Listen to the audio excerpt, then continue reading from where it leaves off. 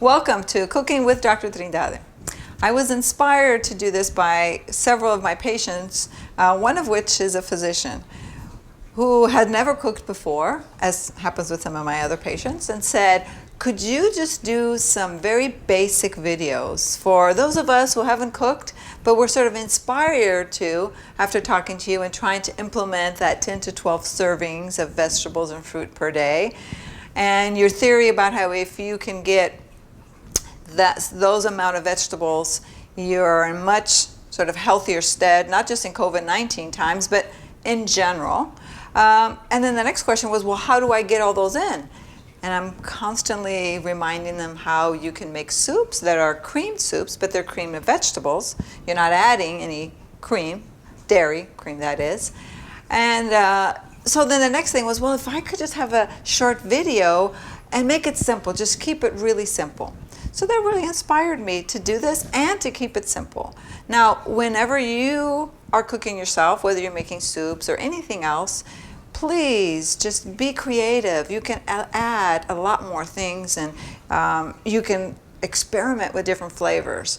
But for now, I'm keeping it really basic because I want to inspire those of you who think you can't cook to cook, because you really can.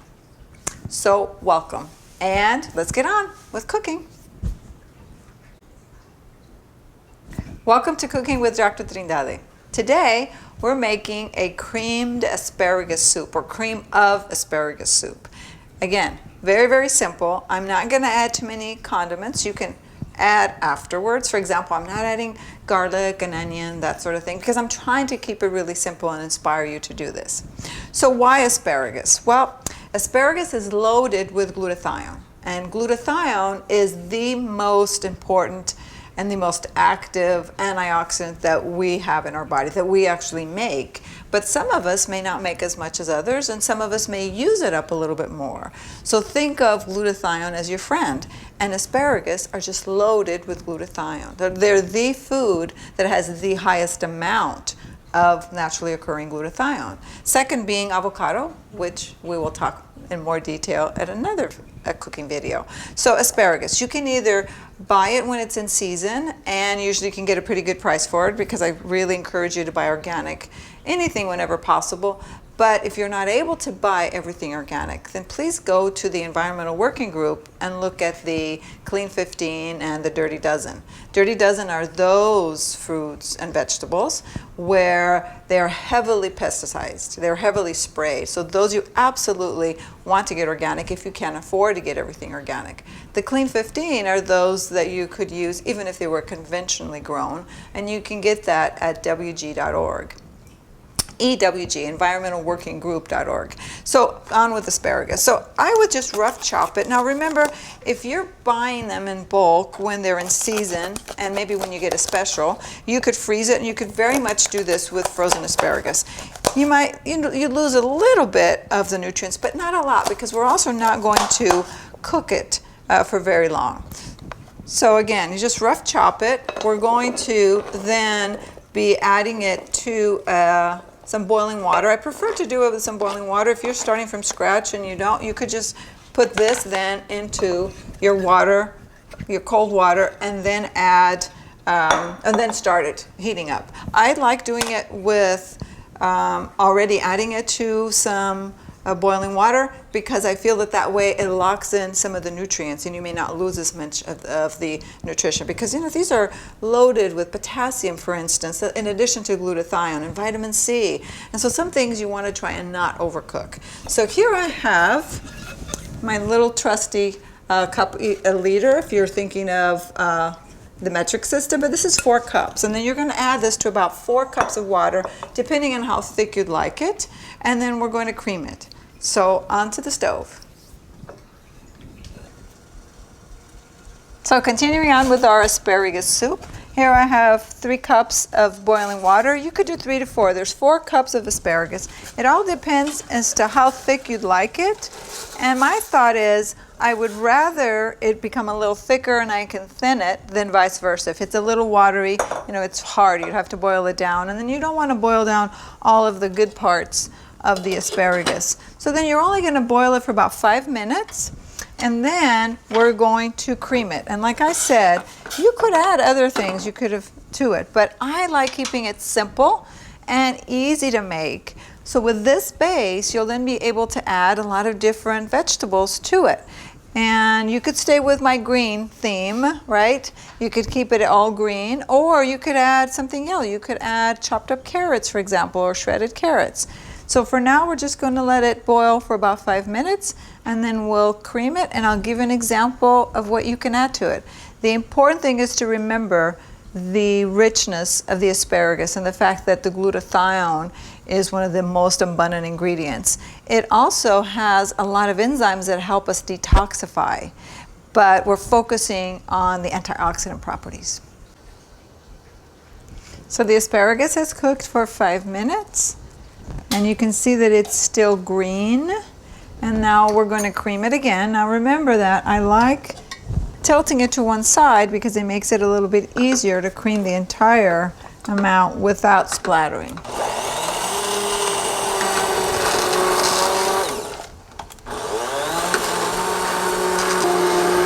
I like mine kind of thick, so I did 3 cups of water. You could have very well put 4, but I like it, rich and thick.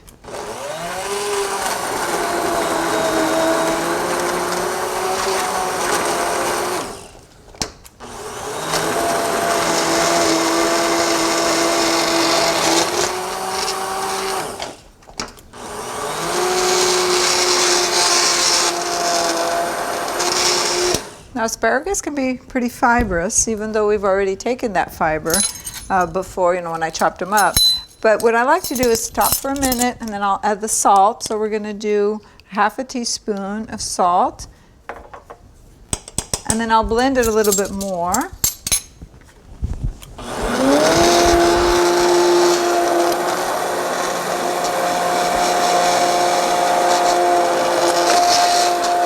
And with a hand blender, sometimes you end up with little bits of the fiber, so you just scoot those back in there, and then you need to blend it a little longer.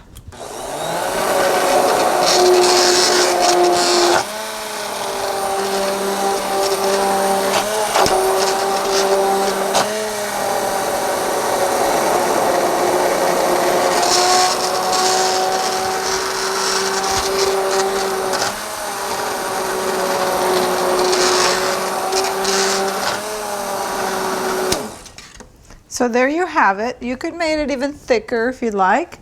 So we have a soup that is purely asparagus, high in glutathione, high in vitamin K, vitamin E, and vitamin C. And then you can decide what you'd like to add to it. Now, one really important thing. Let's say that this is the soup that you're going to utilize for a meal. If there's more than one person, you're not going to freeze any. At this point then, I will add whatever vegetable you like to add. So here again we have celery, chopped celery.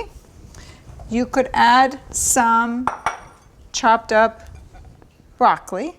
And broccoli, of course, is rich in calcium, so you would be adding calcium to it as well. You can do spinach.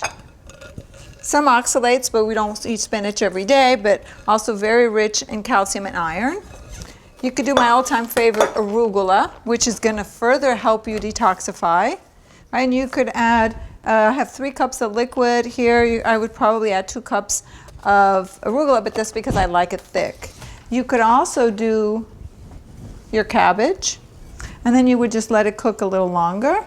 Now I'm going to do something just slightly different. I would add some cilantro. And why am I doing that? Because cilantro is great for detoxification, helps you detoxify, gets rid of heavy metals. But you need vitamin C to then help your body eliminate the heavy metals. So you don't want to bring the heavy metals out if you're not going to be able to excrete them. The reason why I love to do cilantro and asparagus is because asparagus has vitamin C. Your cilantro is going to help you get rid of metals, and the C in the asparagus is going to help your body eliminate it. Now, I often get asked, how do you tell cilantro and parsley aside? or apart. So we know that the leaf can be similar. However, now there's also many different types of parsley, but the parsley tends to be a little bit more jagged, and it is a harsher or thicker or a stronger, sort of heftier leaf, whereas the cilantro is a little more floury, a little more rounded, and it's very thin, and the smell is very distinct and very different. They're both great for increasing circulation in the liver, helping you detoxify. The cilantro has a little bit more properties for helping you get rid of your heavy metals. So I'm going to just chop, so you could just rough chop some of these, put it in here. And then the last thing I wanted to make sure that I didn't forget is that it's really important to add your extra virgin olive oil to your soups. But I like doing it at the very end after you've heated it. So let's say that I'm going to add some arugula, and I'm also going to add my cilantro. I actually like cooking the arugula only for about a minute. Sometimes if this is boiling, I'll just add the arugula, let it sit there for about 5 minutes, and then add the cilantro, and then use the finest extra virgin olive oil that you have. Vervan is a great one. It's from Dr. Sinatra and Stephen Sinatra. But any really good olive oil, like the California brand is another one. You just want to add it at the very end, so you are keeping all those rich polyphenols that are in the olive oil, because if you boil it with the olive oil, you burn some of those rich nutrients out. So I like adding it at the very end. And remember, you can have one base and then use it during your week, and each day of the week you add a different vegetable. But you can also add more than one at a time, and you can add your protein as well. One thing I especially like doing with asparagus soup is just dropping an egg in there, and then that increases your protein source, and you don't overcook the yolk, so you're getting taurine, everything that's really good for your gallbladder. So you're getting detoxification support, you're getting glutathione, and you're also getting detoxification support in the gallbladder itself, not just in the liver. So be adventurous, and the sky's the limit.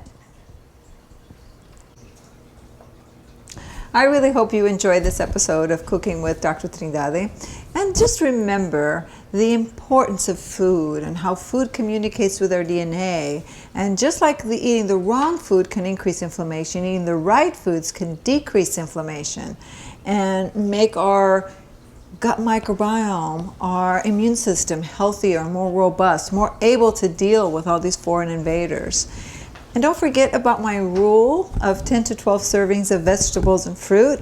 And these soups go a long way to really showing you how you can incorporate that much, or so I should say that amount of vegetables into your diet. Because when you're doing a creamed soup, just in the one serving, you're actually getting 4 to 5 servings of the vegetable. Because remember, it's half a cup cooked is equal to 1 serving, or 1 cup raw, like a cup of arugula, or a cup of lettuce, or a cup of spinach. That would be 1 serving, whereas half a cup of cooked asparagus, or half a cup of cooked broccoli, or Brussels sprouts, for instance, that is a serving. But when you're doing the base of your soup is a creamed soup, a creamed vegetable soup, you're getting 4 to 5 servings per meal, because you're getting all that amount in the base, or in the cream, plus you are adding, right? Whether we're adding cabbage, or spinach, or broccoli, or cauliflower, you name it, you are adding to it. So it's easy. If in one meal you can get 4 to 5 servings, in your next meal you can get another